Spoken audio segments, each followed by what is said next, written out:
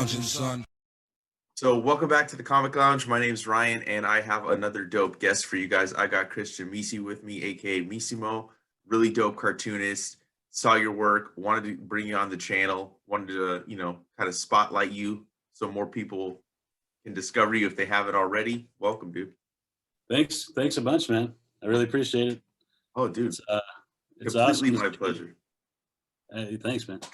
It's so awesome to see you like throwing some shine on some of the Image Grand Design and Disaster guys and just other kind of indie creators. It's awesome. And I think I've said this to a lot of the guys that I've talked to already, and I'm probably going to continue to say it as I talk to everybody. But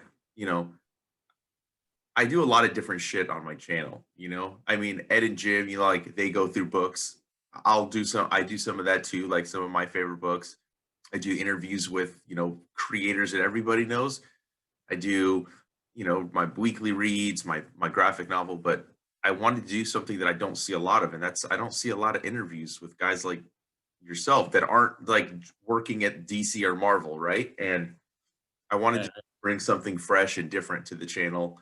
And at the same time, like I get to talk to you guys, and I love talking comics. So, and I love everything that comes from this group. I mean, the Kayfabe Ringside Seats group that Eli was the one that brought me into the group. He shops at the comics store that I work at. Oh, yeah. That's how we became friends. And, just like discovering all you guys, like I have so much self-published work. I need to buy a special short box just for all I've gotten, Right. And my hope too is that I can bring more people to your work. You know what I mean? Like that's to me that's kind of also what the goal is. I'm not doing this because I want clicks. I'm doing this because I like talking to you guys. I love the work you guys are putting out, and I think everybody should be checking it out. So, thanks, man. Yeah, I really enjoy that about your channel. Like I said, with Ed and Jim are doing, it's like you have love for mainstream stuff, but also cool indie stuff that nobody's ever heard of. So it's cool to see like the civilized books spotlight alongside the new stuff from the mainstream guys. So it's really cool. I've been getting into some of that myself recently. The MS Harkness, he's so good, awesome cartoonist and storyteller, and Tom K at the kind of running it, but also an awesome cartoonist himself. So it's. Yeah, dude, I'm glad you like that. Yeah, I mean, I told MS Harkness when I talked to her, like I discovered Uncivilized because of Craig Thompson, but then I'm like, what, dude? Look at all this other stuff they got coming out. And then, Tom from Uncivilized, like he was kind enough to send me some stuff and like of other cartoonists, and one of them was Tinderella, and I'm like, wow, dude, she's really awesome. And I just picked up a bunch of books from her. Self-published stuff that she does. I picked it up from her site, and that stuff's really fucking awesome too. So yeah. The Rotten and the Dope Dealer, yeah, nice. Really great. Yeah, she's awesome. But let's talk about you, man. I want to know, like, I kind of learned a little bit more about you from the book that you sent me, Screwy 2020, which by the way was hilarious. That's one of the things I really love about your work is it's really fucking funny. I want everybody that's watching to learn a little bit more about you, like what started your love for comics, and then take us into like when you decided like that cartooning was something you wanted to do for a career.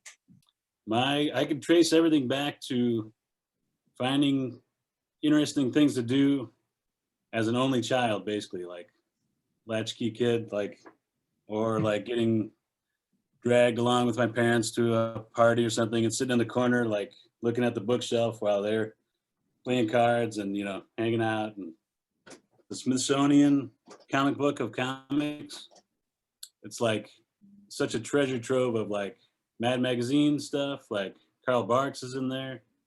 Like my first exposure to Wally Wood. Like at the time, I just knew where to go in the bookshelf to find this magical book brimming with all these different styles. And like this one particular family friend's house we would go to, new time I'd pick it up and find a new gem, whether it's like Carl Barks or like Basil Wolverton, random story. Like, so that book like planted the seed for me, like looking for other, like there's the Batman first appearance story in there, Superman first appearance, like Will Eisner's got some spirit stuff in there. It's like such a great foundational thing. So at the time I didn't really get what the book was, but later on I stumbled upon it at the library and like kind of reconnected to it. So like that planted the seed really early on. So I always liked to draw, and had a few like cousins that would babysit, or aunts and uncles that would babysit, that would, to keep me happy, to keep me busy, give me, pens and paper, and, put some music on.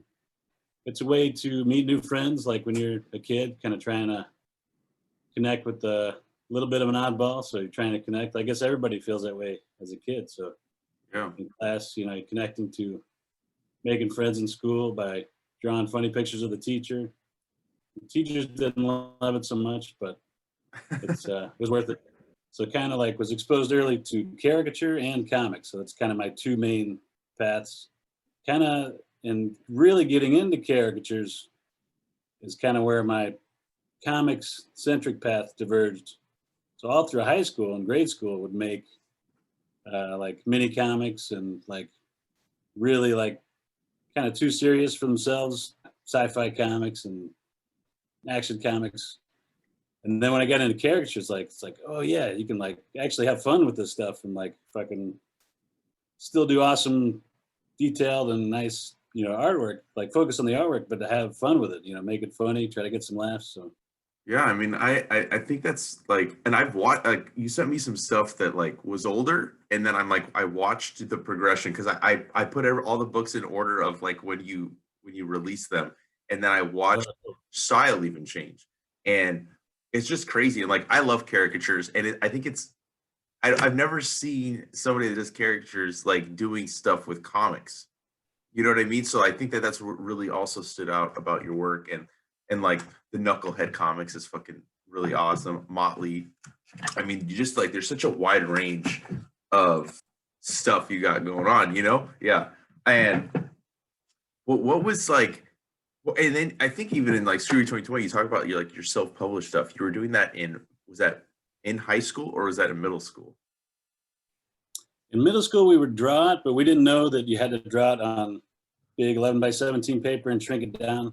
So we would draw it on actual 6x9 paper, like make a 1-for-1 comic, and then me and a couple of friends would work on it, just pass it back and forth, and like work on a few panels, and like meet up in the hallways and pass it over, and work on a few more pages. Like gradually we learn how production works and how to make the comics, like aside from just entertaining ourselves back and forth in class. Like, so in high school, then I started to actually make mini comics, like go to Kinko's, kind of basically spend the night there, like printing tons of mini comics and figuring out how to put the paper in right so it comes out, the four-sided, so you can make like a 12 sheets of a comic and get them to line up right. Then you get a nice, big full issue. So 11th and 12th grade was actually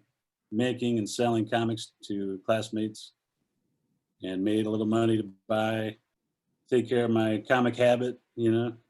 Was able to make money for selling comics to go to junior prom, like so after high school, like the plan was to like go out and just make comics and try to, travel the land and sell comics door to door, not door to door, but like everywhere you go, you figure, oh yeah, I can just figure out a way to make a living.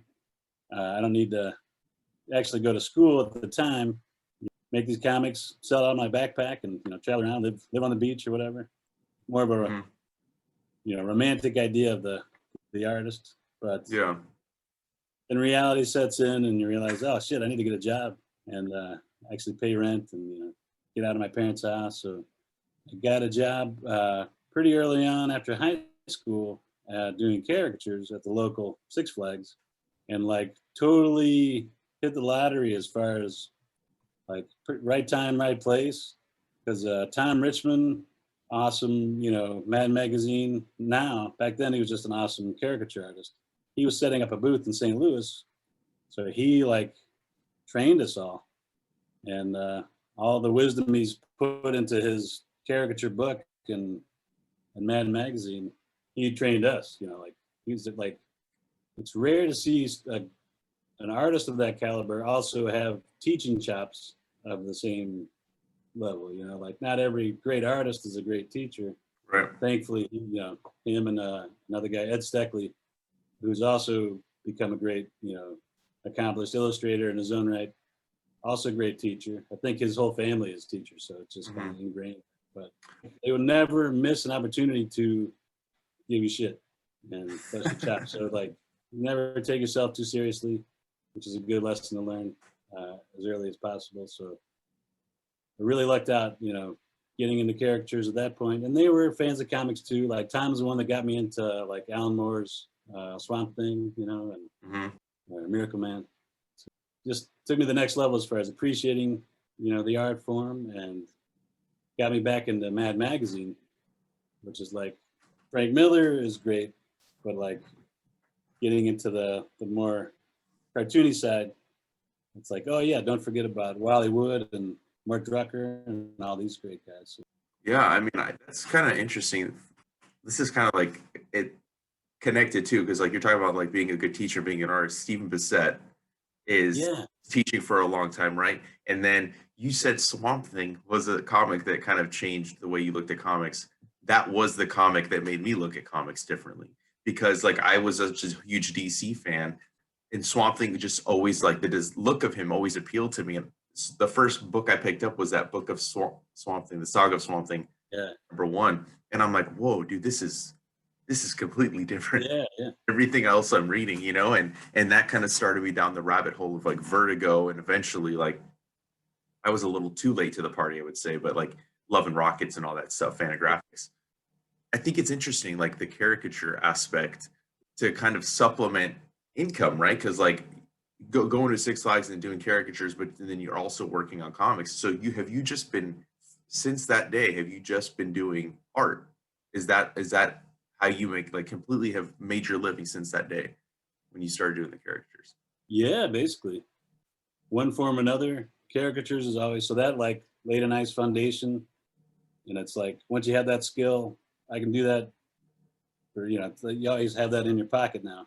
And do that anywhere. Like I've gone around the world. Like we got to go to Delhi for a Comic-Con. Like I work with a group that does caricatures at Comic-Cons, and this group sketched, and we'll do New Zealand. Like got to go to Hobbiton, like on the strength of just drawing caricatures at a Comic-Con. Like how crazy is that? I never would have, like, even in my lofty, you know, aspirations in high school, never thought it would take me there. You know, that's one thing I missed in the last year or so is so, you know, traveling around Paris and Vancouver. Canada's awesome. Toronto's got a great con. So yeah, since getting into it, I've gone through a lot of different stages. Like studied computer animation for a while, but I've always been making a living from art, you know, since 97, 96.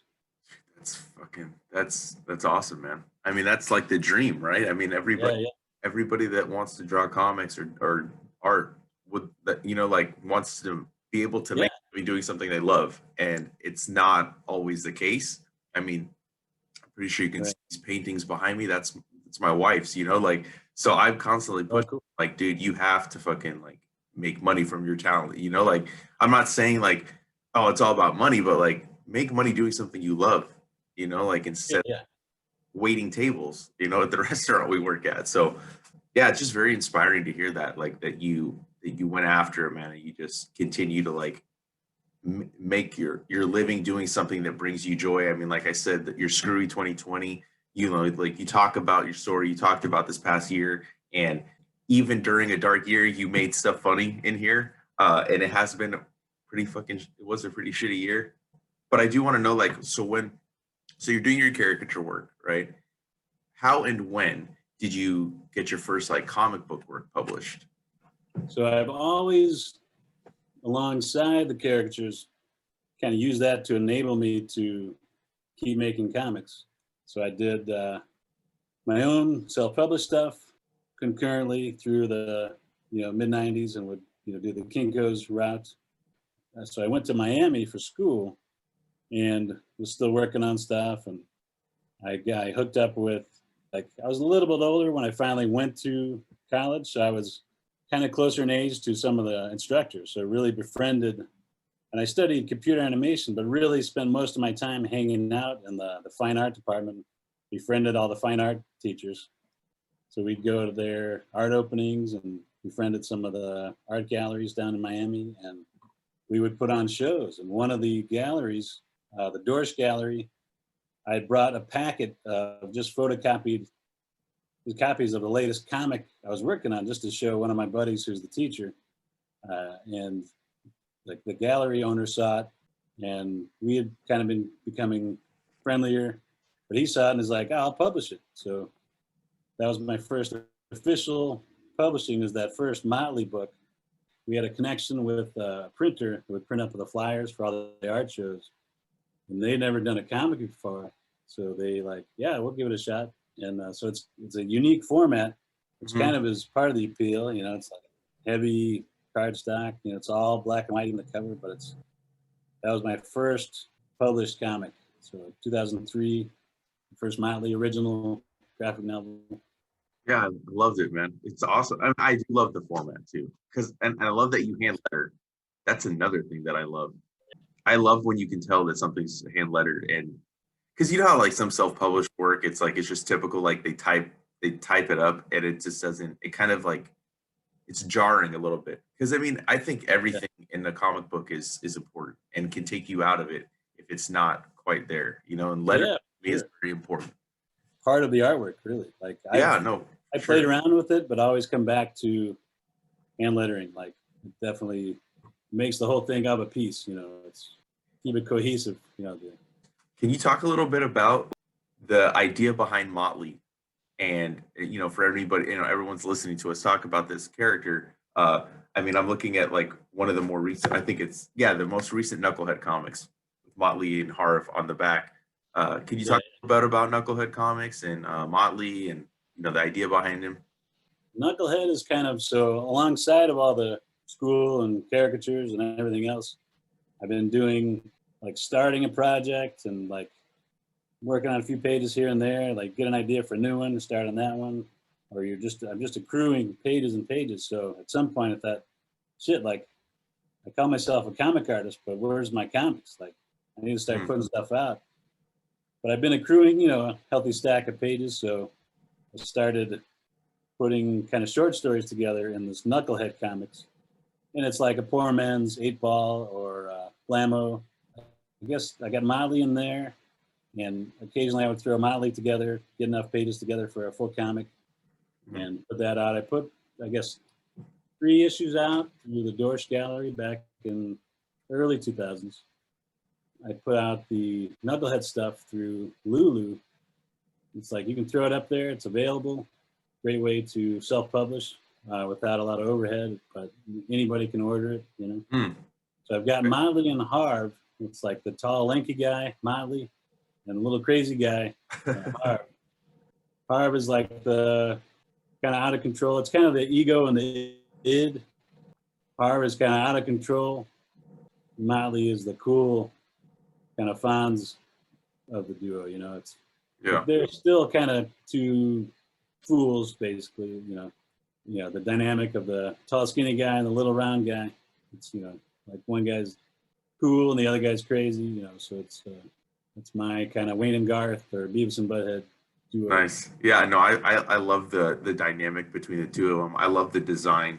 That's like something I really love about your style, is that it's cartoony, but it's like really deep. You have a lot of detail in your art, and it's like I literally I think I read like 5 of these last night, because I read a couple of them when you sent them to me, but then like I wanted to make sure that everything was fresh in my head before I talked to you. And I fucking I plowed through. I got home from work and I was reading and I didn't stop. And then like another one that stood out was Narbonne the Destroyer. It's definitely, it felt like 90s like extreme comics to me, the design. And like about this artist working in the industry. What was the idea behind Narbonne the Destroyer? It's kind of like I was a young artist realizing I'm taking everything way too seriously, and Hmm. then you're running into uh, cool things like the tick. So it's kind of like the crazy hatch marks and chrome arms of the 90s image kind of stuff mixed with like the tick and like kind of every other Hollywood movie. It's about a writer. Like writers love to write about writers. But comics, there's a lot of auto-bio stuff. You don't see that many comics about comic artists. So like a little trying to put a little twist on it, but that was kind of my thing, to be able to show kind of an indie side of the artist, kind of navel gazing, on his own thoughts, juxtaposed with the bombast of the action. Narbonne the Destroyer with the Yeah. kind of tick-like mentality, with the cool metal arms, and they could still have a bit of action scene, but also kind of more down to earth, kind of cartoony scenes, but still kind of keeping the whole thing light and comedic. I mean, I think you talk about it too in Screwy 2020 about like 90s image comics that I feel like I'm getting this right, that it wasn't necessarily for you, but like you've come to appreciate it Oh, more, no, I loved or it, you did love it. Okay. but as far as like you're growing up and you're like, I still love Rob Liefeld, but like for a while you almost feel guilty about it when you're growing up and I'm reading X Force and Youngblood, and then you Same. get into, like you're saying, like Swamp Thing and Vertigo stuff and Love and Rockets, Yeah. like Chris Ware, like wouldn't be cut dead in the With the same life logo. Liefeld. It's like that's what I love about like your channel and Jim and Ed's channel. It's like it's like no, it's cool. You can like Todd McFarlane and you can like Julie Doucet. It's all comics, it's all stories and art. So yeah, so I love and still love the image stuff and kind of have a renewed vigor getting back into that stuff. Favorite quote from Kyle Baker is that superheroes are always dumb. It's like you can never quite take it seriously. And like I love a lot of superhero stuff, but I can't quite help throwing a little caricature into them. So Hmm. Narbonne, like initially I think started out being more straightforward, intense action stuff, but like just naturally I fall into you got to make fun of it a little bit. Yeah, no, I mean, it's clear. Yeah, I do want to like now I want to get into Screwy 2020 because I think it's interesting. First of all, I want to know what prompted you to start doing it. I think what I find interesting is that it happened to be such a fucking weird and unique year that you Yeah, happened to just like fall into it, and like then this happened, right? And this, yeah. Starting it in January, I had no fucking clue yeah, how the year would turn out, of yeah, course. But I used to do that like in New Orleans. I lived in New Orleans in '99 and most of 2000, and I kind of started it then. James Kochaka used to do American Elf, his daily hmm, comic. It was like, oh, this is cool. It's a great way to warm up in the morning. So I did it kind of intermittently. The first month is like gung ho, and then you miss a few days here and there, and like so I'd done that over the years. I did it in school for a while. Like I did a couple years straight through back early 2000s. It's like, man, I haven't done that in a while. I really should get back into that. It's a great way to warm up, get your writing chops and drawing. I was like, I'll give it a shot this year, 2020. It's going to be an awesome year. Document it and along the way. And wouldn't you know it, it turned out the way it did. So I'm glad I stuck to it. It was a challenge to keep it up, but it is a great warm up, hmm, and it's great to look back and like, oh, I totally forgot about that. Like either like, oh, that was awesome, or oh, what a horrible week. It's nice to look back through the book and kind of fill in. It sparks the memory for some of those fun and not so fun experiences. yeah, James okay, Kochaka did a great one, and hmm, Todd Bott, I think toddbot.com, he did a great daily. Drew Wing. So for a while there was kind of a handful of artists that would do daily sketch comics. So like just kind of me trying to Sam Spina his most recent one that I've gotten into, like awesome. Like now he's into animation, and so you can kind of see. It's cool to see somebody. It's like I didn't know how the year would turn out. So like you see the beginning, everything's kind of cool and traveling around, everything's great, and then it's like, nope, be home for a little while. So like it's cool to see that. So some of these guys, you can read their stories kind of before, like they're struggling in a restaurant trying to make ends meet, and then they get a real job, get into animation. So you kind of see their story arc of their life. And, it's kind of comic improv, just kind of throwing it down, it's fresh, and then you move on to the next day. No, I mean, like, it's something I've never read something like this before. It's like it was a look into your process, into your thoughts, all that stuff, and then like just watching, like, because I knew where, like I knew I'm like, okay, it's coming towards March. Corona's about to Yeah, right. in the head. So I was like, oh, I wonder how this is going to play out. And I mean, you were even drawing, and you just, I don't know if it was a TV or your phone, but it said Corona, Corona, Corona, like really small. Like that was the thing of when it was seeping in, and like there was more than coronavirus that happened in the year, like you touched Black Lives Matter. I mean, this was like just such a like turbulent year for so many people. I mean, some of us had it worse than others, Sure.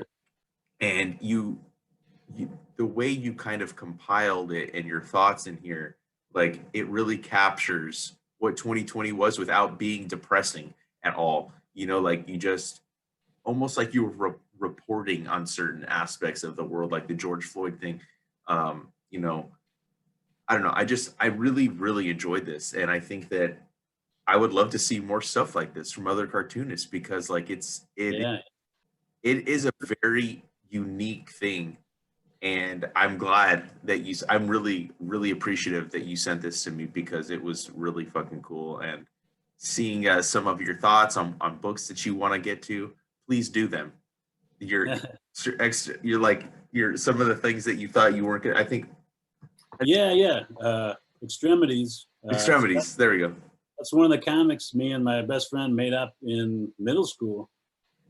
He actually, now he's doing like clothing design and cool, but like so he's still doing art, and so we made this up in middle school, and it's like kind of our X-Men, Jim Lee, team kind of want to be. So I've got a few pages of that have accrued over the years, and there's a local St. Louis group, Ink and Drink. Mm-hmm. So next they do themed anthologies twice a year typically. The next theme is superhero, so I've got an Extremities short story in the next Ink and Drink book. But now, man, Daniel Warren Johnson, who's awesome, has this book called Extremity, and we just thought it was a cool name and it had an X in it, but his actually like has a strong story reason, and it's an awesome book. So we'll probably tweak the name, but okay, it's I recommend that if you haven't read it. It's amazing. It's fantastic. I love Daniel Warren Johnson. Murder Falcon. Fucking Myrtle Falcon. Dead Earth. Yeah. I mean, he's just killing it, dude. He is killing. Is Beta Ray Bill? Have you read did you read the? Yeah.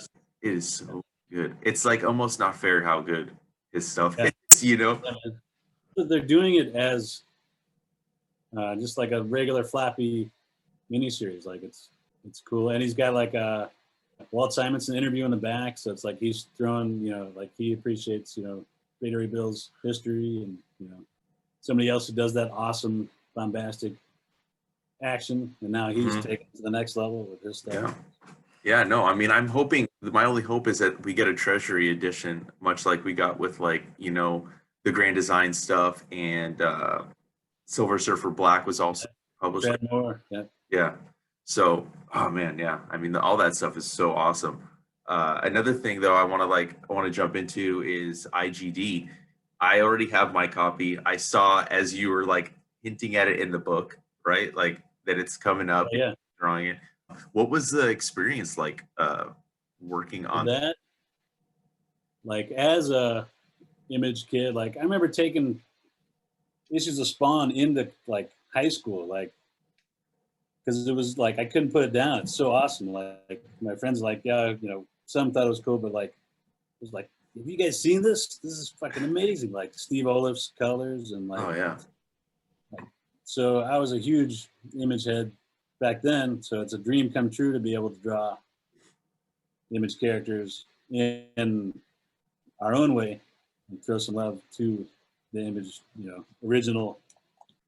Yeah. David Brower's awesome cover. Oh my God, that cover's so good. Yeah, he's like an would be, right in line with these guys. Oh yeah. Yeah, it's a dream come true and an awesome group, man. Like that's another thing aside from the Screwy 2020 sketchbook comics, like trying to keep it light, without being too flippant over horrible things going on. Like this group, helped me and 100 or so other people get through the year. Working on this and kind of commiserating back and forth on the stories and the comics. Like I had some stuff going on, projects early on, so I initially thought I missed it, but then I was talking to Eli. And they needed, I guess somebody dropped off, so I was able to jump on and grab a couple pages they kind of threw the idea, basically it has to be Bad Rock and Ripclaw, and one of them's got to go.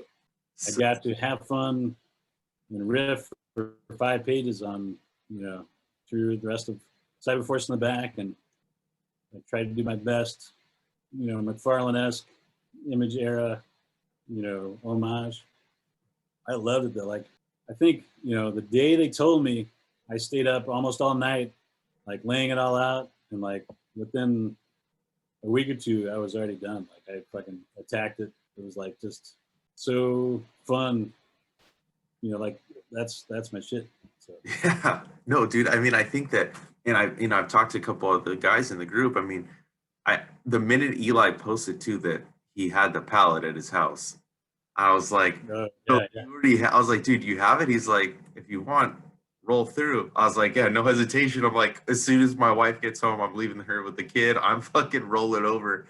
And it was just like, I'm not a writer or an artist. I mean, I've wanted to write comic books too. I just, for whatever reason, I don't draw. And so I haven't done it yet. But just watching you guys come together and put this fucking really, really dope project together is so inspiring. And makes me want to just like, oh, maybe I'll just take a month off from the channel. Maybe I'll just start like backlogging some videos so that I have a month's worth of content and just start writing something, because like, yeah, man, do it. That's what the group does to me. And that's what I love about the group. That's what I love about all the passion that I see exuding from every single page of that book. It's like it's like it's emanating with passion and excitement. Yeah, I don't know how else to describe it. And you guys didn't do it for money, man. Like this is for the love and joy of comic books. And that's what you don't always get when you walk. I mean, like, I love all comic books, right? But sometimes you look at comics and like, Ed and Jim will say, oh, they're jobbers, right? Right. Certain creators. And you can see it. And sometimes it's joyless, but that's not the case with IGD. Anybody that hasn't picked it up, I'm going to have the link down below. Go pick up the PDF. I know there's not print copies available. Go print one yourself, man. You know what I mean? And even if you have to read it in PDF, it's fucking worth it because it's an amazing project. Yeah, like I said, it's got raw energy. Like it just kind of took on a life of its own. I mean, thanks in no small part to Eli for corralling all these crazy artists together, and Rocco, Jerome, and Mark Darden editing, and Greg Giordano. Amazing, because it's such a wild variety of awesome artists, like different styles. That's what I love. Like especially Disaster. It's like, man, like they really let loose. Awesome. So yeah, some people's first comic they've ever been in. Some people have done other stuff. Like Chris Anderson's been around doing awesome stuff for a while. Like it's and Jerome Cabanatin is like, man, like he really sparked it early on and kind of kept the energy up in a lot of cases. So it's cool to see people like him kind of wanted to do comics or played with doing comics, and like over the course of the project, like getting better and better and putting more into it. And now he's putting out his own books. Like it's cool, man. So yeah, like the energy is palpable, and like I'm sure it'll be finding ways into print, beyond this initial print run, so like because people want to, there's an appetite for it. Everybody who was around then still has love for that initial feeling of when Image first came out. Like it was like the Beatles, it was like Yeah. for our whole, comic community, it was like an Akira like Atom Bomb of excitement. It's so awesome. I mean, like, look, I got into comic books when I was like 5 or 6, and I was 5 when Image started. So I didn't get that initial launch of the Image books. Yeah. But I remember like Spawn was one of the first ones I got.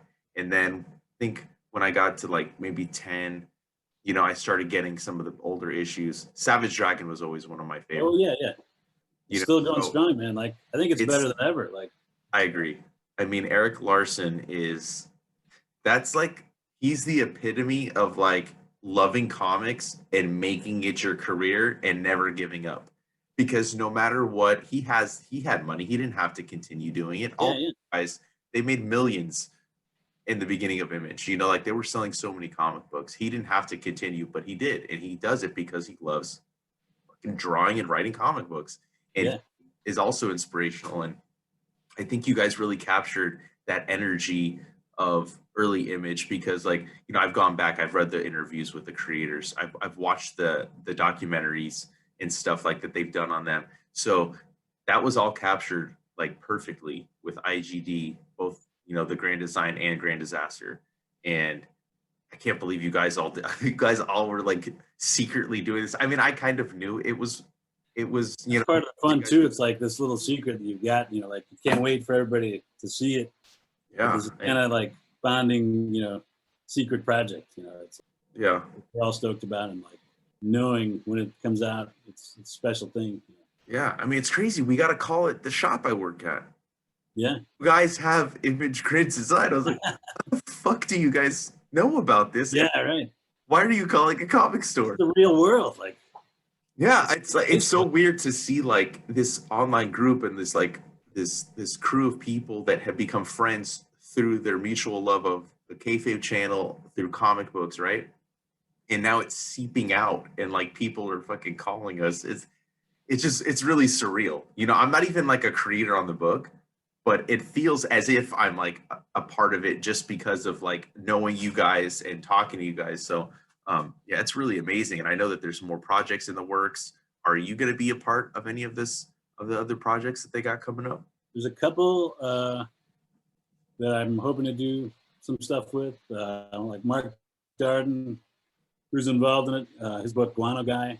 I've got a couple pages in the next issue of that, and I still need to talk to him about the Steve Bissett related book that they're working on. 63. 63, yeah. But like I'm like, as things are opening up, I've got more actual work I need to. So I did a caricature show last month, and I'll go head to another one next month. So that limits a little bit, the productivity. And then there's like, as a side effect of this whole project and just Kayfabe, Cartoonist Kayfabe channel in general, I've kind of gotten one of the projects mentioned in that Screwy book is this. It was Quest for Rain, and now the title is Turbo Hawk. Yeah, it's total, 90s era. That's so awesome, dude. Action stuff.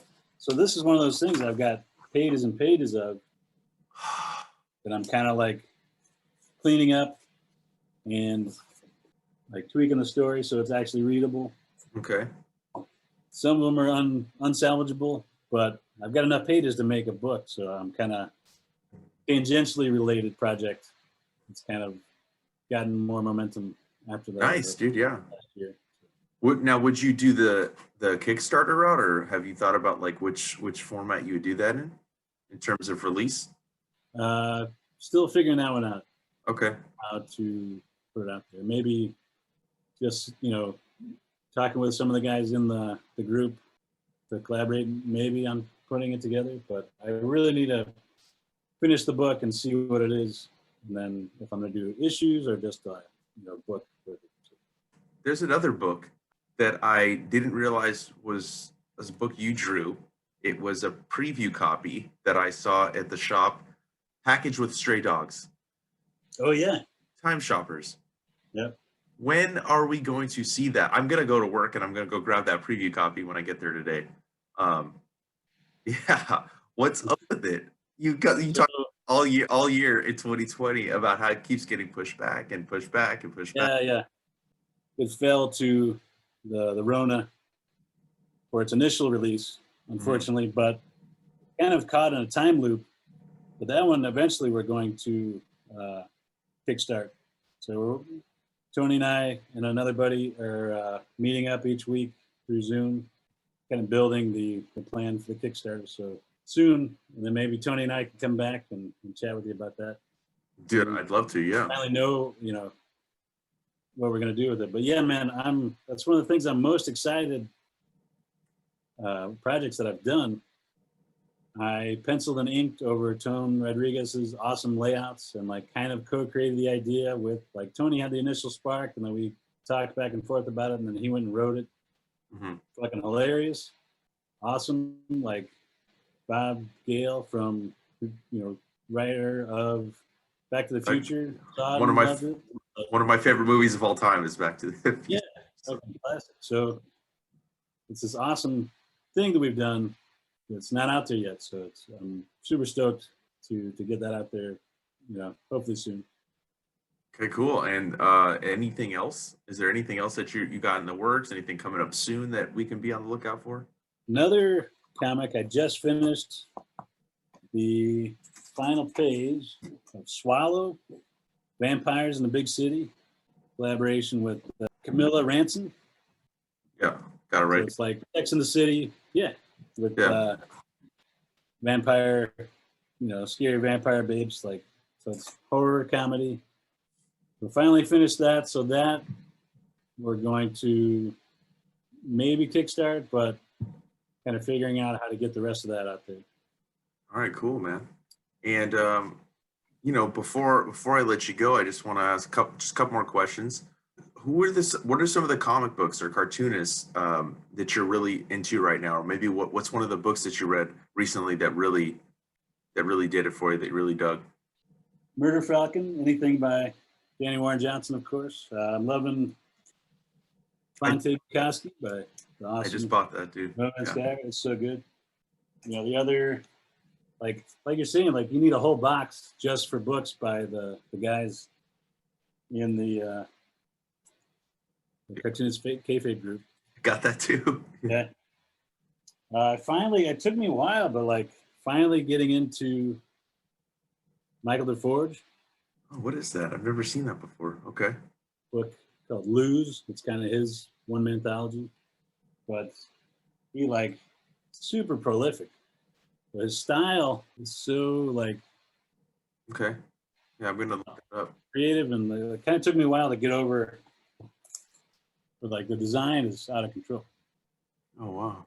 But the writing is solid. It's kind of like Dan Clowes, where the writing he could just put out prose books and it'd be readable. Yeah. So it goes right with his design. This is a cool one I picked up recently. Oh, I saw. Yeah, we have that at the shop. This guy. Yeah, I know his art is phenomenal. Yeah, the Freak is. Okay. Yeah, I got to check that out. That's his personal book that I guess kind of put him on the radar of Dark Horse and King Core. Yes. That guy, man. Oh man, he was fun to talk to also, man. Yeah, that's a great talk. So one thing, the through line with my comics experience, Mad Magazine, but then that led to Instant Piano, which is Kyle Baker, Evan Dorkin, Stephen DeStefano. I've never heard of that. Okay. Great, man. Yeah, I'm going to check that out. Yeah. Bill Ray. I love Kyle Baker too, man. He's fucking so good. This one, so Beasley Beasley, another favorite, gets all the love for Lobo, but this guy, Herman Mejia, it's insane watercolor. Oh, that's dope. I've never seen this Lobo story. Yeah, this one kind of slipped through the cracks, but man, so dope. Oh, that's phenomenal. Yep. And he would do some stuff for Mad Now I think he's more into like fine art. But Yeah, really cool, man. That's fucking definitely picking that up. I'm gonna check online as soon as we end the chat. you picking up anything of note like lately? Oh man, dude, I read so much. I was just talking about this with my friend Jen. We recorded our week Orphan the Five Beasts. That's one that I'm picking up. Ultra Mega is really good. It's a good small press guy. I keep trying to get a copy of that, and I can't get a hold of him. Yeah, all the other ones are sold out, but Yeah, he's working on a collection. Yeah, really great stuff. yeah. I mean, there's just a lot of good stuff coming out right now. You know, I'm really speaking of Liefeld, I like the Snake Eyes book. You know that's Dude, yeah, it's a lot of I'm fun. I'm excited for the issue 5 with everybody. All the different inkers. Yeah, man. Yeah. Yeah, it's cool that Jim and Ed posted videos of them inking. Mm-hmm. The process of them inking the page. Really good. Yeah. Picture books is another great resource from this guy. So if Stuart Ing's books, you find these insane European. Wow. So that's my latest find is this guy. Nice, man. Yeah. That's fucking awesome. Thank you for all the recs. I mean, there's some stuff in it, some older stuff I didn't even know about. So yeah, I mean, there's a lot of stuff coming out nowadays. Bubbles, yeah. Zine. We got the Strangers fanzine. Yeah. I reached out to him. I was like, because I like talking every aspect of comics. Like I talked to Tom. He's a cartoonist, right, from Uncivilized. But I was asking about more of the publishing side. Like I like to learn everything about comics. Shelley Bond, one of my favorite editors. Yeah. I've talked to her, I think, 4 times now. I think I've talked to her. So like, and it never gets old to me. Like I can always learn something from her. So talking to you, like I discover stuff every time you guys talk, not just your own work, but like you just showed me a couple old stuff that I'm definitely going to be checking out. So yeah, dude, thank you again for doing this with me, man. I really appreciate it. I do want you to share, though, with everybody listening, watching, where we can get some of your work, where we can find you online. I'm going to drop all those links down below for everybody to check out. Thanks. Yeah, dude, thanks a ton, man. Awesome to finally chat with you and loving the channel and love, learning about new creators through you and hearing your take on the new books too. So yeah, thank you. Meesimo.com. It's kind of everything. You can find links there to a lot of books and previews of all the stuff. It's kind of the main hub. All right, cool. And we can get all your social media links there too. At Meesimo. Okay. On the IG. Awesome, dude. Well, everybody, make sure you go check that stuff out. This is the one. This is where it all started for me. Oh, nice. Love for comics. If you can only afford one comic book, this will get you started. Yeah, I'm gonna have to find myself a copy of that. I want to check it out. Well, again, dude, thank you for taking the time out to chat with me. Everybody listening, watching, make sure you go get some of his work. It is awesome stuff. And IGD, I know you guys can't find your print copy, but go get that PDF. All the money, all the proceeds are going to the Hero Initiative. Nobody's profiting off this book. This is all to help other creators in need. So yeah, man. All right, man. Well, thank you. And hey, let's do this again next time. If you got another project coming up, you want me to help promote, I'm here for it, dude. Awesome. Thanks a ton, man. All right, man. Have a good one, Ryan. Yeah, have a good one. You too.